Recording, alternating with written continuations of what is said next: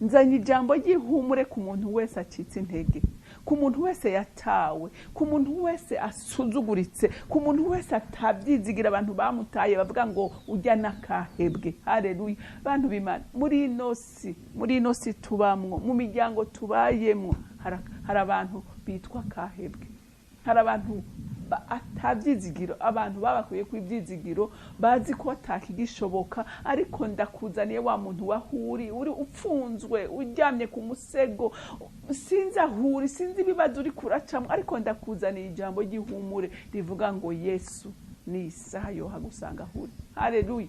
Yohagusanga ahuri. Kandi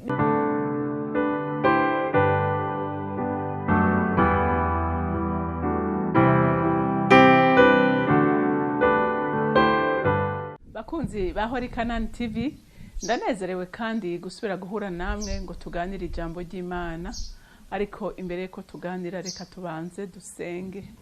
Mana, nsubiye kuza nguhimbaza, nsubiye kuza nkuninahaza, nsubiye kuza nkubwira ngo uri Imana nziza, uri Imana idukunda, uri Imana itugwanirira intambara, uri Imana idukura ku cavu katicarikana n'ibikomangoma, uri Imana izura abapfuye, uri Imana ibohora ababoshe, uri Imana itsindanishiriza abayo, uri Imana iduhora hagufi nk'uko wadusezeranije se nyaguhoraho, kutwegereye cyane gusumbuka impuzu twambaye zitwegereye. None ndagushimira mukunzi mwiza ko abana bawe bose ubazi kandi ubazi amazina, intambara umwe wese ariko aracamwe urazizi, kandi nta kintu na kimwe cyoshobora kukubuza kuza kubatabara atari umuntu wenyene yavuye mu masezerano yawe. Mana, reka ngushime, reka nkuninahaze, kuko uri igitangaza, n'ibyo ukora rawe dutangaza uko bukeye n'uko bwije. Rero ndagushimiye ko no muri iri jambo ugiye gukoramo igitangaza Mwami, kugiye kurema ibyizigiro bishasha mu mitima y'abana bawe, abari bihebye, abari bacitse intege. Ijambo ryawe ribakomeze, ribashoboze kwihangana kandi no kurindira ubutabazi bwawe.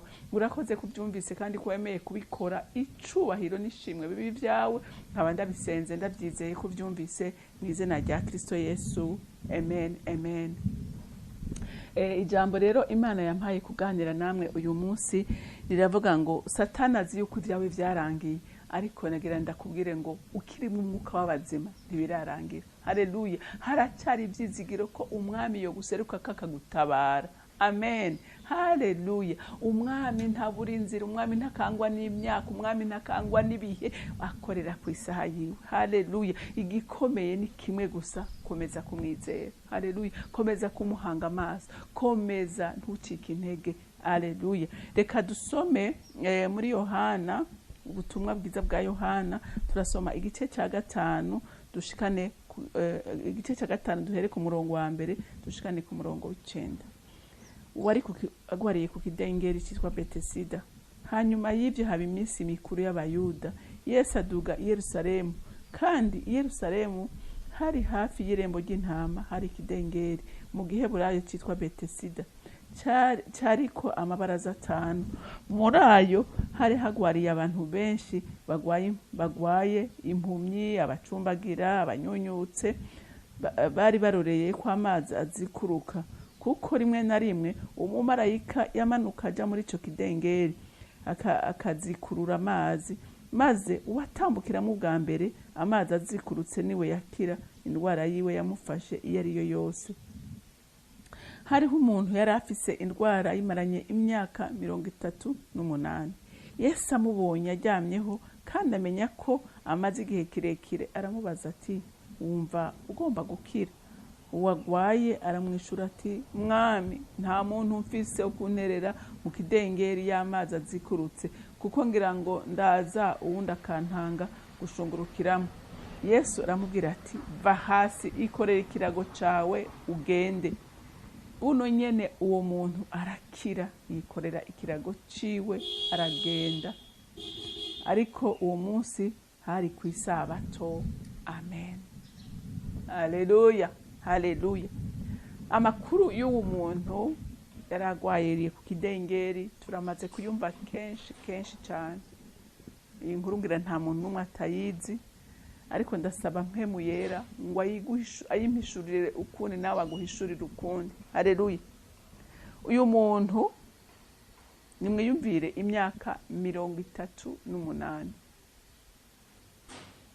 Umuntu avutse akavuka kuva ku mwaka umwe gushika kuri iyo myaka nukuri abageze ku bintu byinshi, aba yaravyaye, aba yarateye imbere.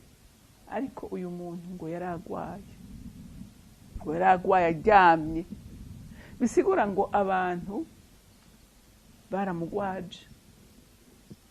Mwaka wa mbere bararuha, wa kabiri ngira ngo inshuti n'igisanira bose baramuta.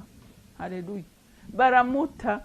Hama Satani nawe agira iki? Aranezerwa ati wenda muronse. Haleluya, azogwa ntazohava. Ariko kubw'imbabazi za Kristo n'urukundo rwiwe aramenya amakuru ko ari umuntu. Haleluya, aramenya ko ari umuntu ababaye, aramenya ko ari umuntu yatawe, aramenya ko ari umuntu atavyizigiro nabikeyi agifise. Haleluya, ngo araduga, ngo aja kuri iki kidengeri. Bisigura ko aha hantu ngo hari abantu benshi bahagwariye. Benshi mwumvise ko ijambo ry'Imana ryatubwiye ngo muri iyo ngo hari haryamye abantu benshi bagwaye. Hari hagwariye abantu benshi, ngo impumyi, abacumbagire, abanyunyutse, ngo barorindiriye ko amazi agira ikazikuruka kugira ngo kuko umuntu yajaye ubwa mbere niwe yakira. Murumva ko uyu muntu nta chance na nkeyi yari afise gukira, kuko murumva yuko nta muntu yari afise, nta muntu yari afise. Abandi baraza, abantu biwabo bakaca banyaragasa bakabatererayo bagakira, ariko we ntiyari afise umuntu. Haleluya, nzanye ijambo ry'ihumure ku muntu wese acitse intege, ku muntu wese yatawe, ku muntu wese asuzuguritse, ku muntu wese atabyizigira. Abantu bamutaye bavuga ngo ujya nakahebwe. Haleluya, bantu b'Imana, muri ino si tubamwo, mu miryango tubayemwo, hari abantu bitwa kahebwe, hari abantu atabyizigiro, abantu babakuye ku ibyizigiro, bazi ko atakigishoboka. Ariko ndakuzaniye wa muntu wahuri, uri upfunzwe, uryamye ku musego, sinzi ahuri, sinzi ibibazo uri kuracamo, ariko ndakuzaniye ijambo ry'ihumure rivuga ngo Yesu ni isaha yohagusanga ahuri. Haleluya, yohagusanga ahuri, kandi neho haleluya upfe kumuhanga amaso gusa. Amen. Abantu baraguta inge Yesu ni inshuti nziza, ni inshuti nziza, nidakangwa n'ibihe, nidakangwa na situation urimo, nidakangwa n'ibyaha ufise, niwadakangwa n'ububabare urimo, niwadakangwa n'ukusa ku mubiri, niwadakangwa. Haleluya, ngo arabimenya ko ari umuntu ababaye, arabimenya ko ari umuntu agowe, arabimenya ko ari umuntu yatawe. Haleluya, n'uyu munsi Yesu arazi ko watawe, arazi ko atashinge na rugero ufise, arazi ko atawufise uririra, arazi ko atawufise, arabizi. Haleluya, ngo acaragenda, wamushikiriye aramubaza ati urashaka gukira? Urashaka gukira? Mwumvise inyishu yamwishuye ngo nta muntu ufise, nta muntu ufise, bose barantaye, umuryango warantaye, inshuti zarantaye, abagenzi barantaye, nta muntu ufise. Haleluya, ariko haraje uruta inshuti, haraje urusha umuryango, haraje umugabo w'intwari. Haleluya, ngo acaramubwira tumva rero, haguruka wikora icyo kirago cawe utaye. Gira yarikanze. Haleluya, iryo jambo gusa Yesu akirisohora ngo yumva inkomezi, yumva imitsi iragororotse, yumva amagufa arasubira, yumva ibintu byose bimeze neza, ngo arahaguruka yikorera ikirago ciwe arataha. Haleluya, Mana ndasenze nanje uyu munsi kubw'umuntu wese ariko aratotezwa na Satani, azi ko ibyiwe byarangiye, ndasenze ngo uyu mwanya intervention rapide ivuye ku ntebe y'Imana imanukira umuntu wese ariko aratotezwa n'umwasi mu izina rya Yesu Kristo. Haleluya, haleluya. Imana yacu nikangwa n'imyaka, ntakangwa. Imyaka 38 yari myinshi aryamye. Satani ngira yarazi ko yamurangije. Haleluya, yarazi ko yamurangije, ibyo byarangiye. Ariko haraseruka umugabo w'intwari, umugabo atananirwa, avuga ijambo rimwe gusa rihindura amateka y'umuntu. Haleluya, ese icoma Yesu agashika iwawe, agashika mu byawe bya bindi byose, usengera ijoro n'umuranga, akavuga mu ijambo rimwe gusa. Haleluya, haleluya, akavugamwo iki ijambo rimwe birasubirana ubuzima. Haleluya. Birasubirana ubuzima, birasubirana ubuzima. Haleluya. Bimwe byapfa abana barasubirana ubuzima. Yesu ni yavuga ijambo rimwe, ndakwinginze mwami ukora igitangaza uyu munsi, gikorera abana bawe bakurindiriye imyaka n'imyaniko. Haleluya. Udukorera igitangaza ngo uyu muntu ngo arahaguruka. Iriga abantu baratangaye bamubonye, baravuga ati ibi ntibiki bibaye, uyu muntu abyutse gute? Inge nkubwire, Satani n'abamukorera bazokwama batangara n'ibyo Yesu akora. Haleluya. Haleluya. Ndakwifuriza ngo Yesu atangaze Satani n'abadayimoni we kubwawe no kubera ibyawe byose. Haleluya. Mwazi ko yafashe bimwe ziko atavyizigiro bikihari, arema igitangaza. Haleluya. Abantu batangura kuvuga. Jewe nagerageje kwiyumvira uyu muntu, simpagarara ku by'abafarisayo bakoze ngo masabato n'ibindi, ariko niko ndagerageza kwiyumvira ingene uyu muntu ashitse muhiri wawe ingene byagenze. Bamubonye aserutse. Haleluya. Ndiko ndibaza isene aserutse, nta warakija kumuraba, bari baramutaye babona haje umugabo w'igitangaza asa neza, ngira bari bagije byabaye. Haleluya. Haleluya. Ndasenga Imana Data rugira byose ngo abantu bagutaye, abantu baguciriye ivomo, baguhariye ivomo, Imana ikora igitangaza bakihariye kugira ngo babone ukugira neza kw'Imana yawe. Haleluya. Babone ukugira neza kw'Imana yawe iyo wizeye, iyo ukorera ijoro n'umurango. Haleluya. Haleluya. Ibatangaze, batangazwe n'igitangaza gukoreye. Uyu muntu arazazanira abantu. Imana izokwama ikora ibizazanira abantu. Iyo ikoze bitazazanira abantu niba yakoze, ariko Imana iminsi yose irintervena mu gihe ibintu byananiranye atabyizigira atanzira. Haleluya. Igaseruka. Ariko byose biva ku nyifato yawe. Haleluya.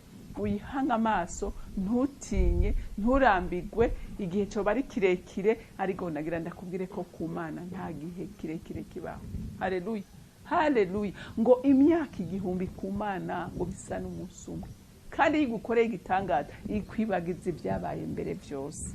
Haleluya. Uyu muntu yagurutse ahimbaza Imana, aninahaza Imana, ntiyasubiye kwibuka ya myaka 38. Haleluya. Ariko yanejejwe n'igitangaza kibaye. Nawe muntu w'Imana ndakwifuriza ngo Imana igusanga. Haleluya. Igusanga aho nyene muri ibyo nyene. Haleluya. Ikuremera igitangaza. Imana yo mu ijuru ibampera umugisha. Mugire umunsi mwiza. Mwami wanje, Mana yanje, uri mwiza kandi ugira neza. Uratuzi kandi uzi bitugora n'ibitunaniza, uzi bituraza twicaye turira, byose ndazi kubiza Imana. Kandi ndabizi neza ko kwisa yawe igeze uraseruka ugakora. Uyu muntu nta byizigiro yari afise, yari yaratawe, ariko uramuseruka ko uramutabara, umuremera igitangaza cyatangaje benshi. Ndasengera na bene data bose barushe baremerewe, bene data basuhuza umutima ngo imbaraga z'Imana zibamanukire kugira ngo zibaremere igitangaza cyihuse, unezereze imitima yawe. Erega nta wundi mutabazi dufise, nta n'uwundi mukiza yodukiza atari wewe. Niwe rero duhanze amaso kandi niwe dutegereje.